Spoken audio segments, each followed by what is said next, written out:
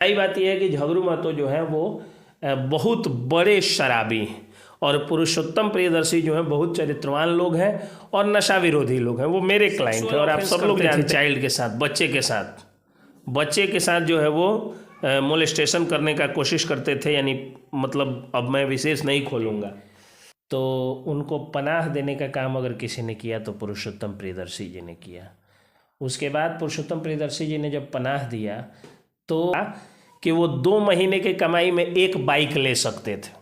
अब कौन सी बाइक वो मैं नहीं बताऊंगा, मतलब बुलेट वाली बाइक या स्प्लेंडर प्लस या प्लेटिना या ये मैं नहीं बताऊंगा, मतलब ये थे।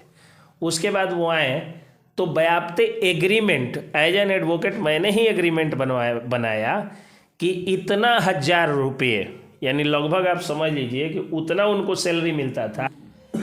नमस्कार, प्रणाम, आदाब, सत श्री अकाल। मैं सुधांशु सिंह और इस वक्त आप देख रहे हैं जीएम खबर। अभी सोशल मीडिया पे 2 चेहरा काफ़ी ज़्यादा चर्चित का विषय बना हुआ है, एक पुरुषोत्तम प्रियदर्शी और दूसरे झगड़ू महतो। आप लोगों को बताते चलूँ कि झगड़ू महतो जो हैं वो पहले पूर्व कॉमेडी, अभी जो कॉमेडी के सुपरस्टार कहे जाते हैं मनी मिराज के साथ काम करते थे और एक समय आया कि दोनों में आपसी विवाद हुआ और पुरुषोत्तम प्रियदर्शी जी के साथ झगड़ू महतो काम करने लगे। और 15 महीना काम करने के बाद झगड़ू महतो का एक बयान आता है कि हमको ट्रोल किया जाता है, हमको पुरुषोत्तम प्रियदर्शी जी मारते हैं, हमको पैसा नहीं देते हैं, तमाम तरह के बात है। और जो उनका जो मैटर है वो कोर्ट में पहुंच गया और अभी हमारे साथ पुरुषोत्तम प्रियदर्शी जी का वकील भी साथ हैं। सबसे पहले सर आपका स्वागत है।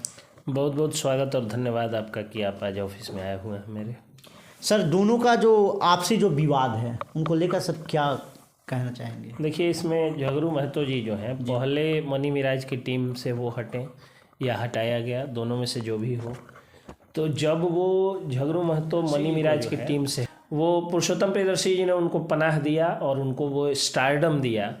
और आप देखिएगा कि पीपीएस वाइन्स पर जितना भी कॉमेडी चलता है उसमें मेन हीरो के तौर पर किसको बनाया गया, प्रोजेक्ट किया गया, वो झगड़ू महतो को प्रोजेक्ट किया। अगर पुरुषोत्तम प्रियदर्शी जी चाहते तो मनी मिराज की तरह वो मनी मिराज के नाम से चैनल चलाते, मनी मिराज के नाम से टाइटल देते, मनी मिराज को ही, मतलब खुद को, कहने का मतलब है खुद को ही वो अपना ज़्यादा प्रमुखता से चेहरे को प्रमोट करते हैं। लेकिन उन्होंने क्या किया कि झगड़ू महतो हीरो, झगड़ू महतो सीएम, झगड़ू महतो मुखिया, झगड़ू महतो रिपोर्टर, झगड़ू महतो डॉक्टर, सब झगड़ू महतो को ही उन्होंने प्रमोट किया और प्रमोट करते चले गए।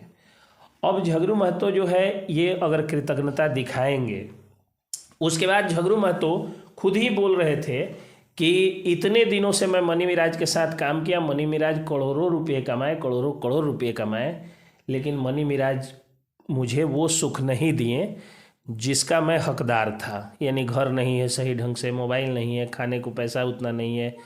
500 रुपये वो बताते थे कि एक वीडियो पर उनको मिलता था। तो सर आज वही बोल रहे हैं कि हमको पुरुषोत्तम प्रियदर्शी जी हमको मारते थे, पैसा नहीं दे रहा हूँ। मैं पहले बता रहा हूँ, सो समझिए।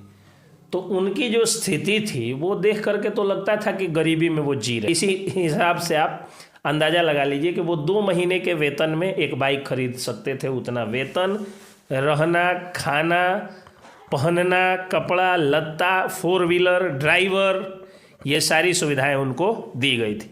यानी बिहार पुलिस में जो डीएसपी का वेतन होता है, शुरुआती वेतन, जो उतना लगभग उनको दिया गया। 2 मिनट के लिए और दिखाई देता था। पूरे वीडियो का वह व्यक्ति झगड़ू महतो जो है वो हीरो बन गया। जिस व्यक्ति के लिए इतना पुरुषोत्तम प्रियदर्शी जी ने किया, अगर वह व्यक्ति इस तरह से कृतज्ञ हो जाएगा तो फिर दुनिया में कोई किसी की मदद करेगा क्या? नहीं करेगा। रही बात जो वो कह रहे हैं कि मारपीट के बारे में, तो मारपीट के बारे में अगर कोई व्यक्ति मारपीट करता तो आप जब गायब हुए तो वो समझ जाता कि ये गया होगा केस करने। आपके गुमशुदगी का रिपोर्ट वह व्यक्ति नहीं लिखाता, बल्कि जो एग्रीमेंट आपने किया था, झगड़ू महतो जी ने जो एग्रीमेंट किया है कि इतना 1000 रुपया और इतना रहना खाना, ये सब बाकायदे स्टाम्प पेपर पर लिखित एग्रीमेंट उन्होंने किया, तो वो एग्रीमेंट तोड़ने के लिए उन पर केस किया जाता, 406 का केस किया जाता, क्रिमिनल ब्रीच ऑफ ट्रस्ट का केस किया जाता, अमानत में खयानत का केस किया जाता, उन पर जो है वो कागजी हेर फेर का केस किया जाता, न कि ये केस किया जाता कि मुझे शक है कि कहीं वो ये कहीं उनका अपहरण तो नहीं हो गया, इसलिए पुलिस से रिक्वेस्ट है कि आप उनको बरामदगी करा करके, रेस्क्यू करा करके उनको सुरक्षित मेरे पास लाएं। अगर ऐसा कुछ होता तो वो तो क्रिमिनल केस करते, तो आप गायब हो जाते हैं और सच्चाई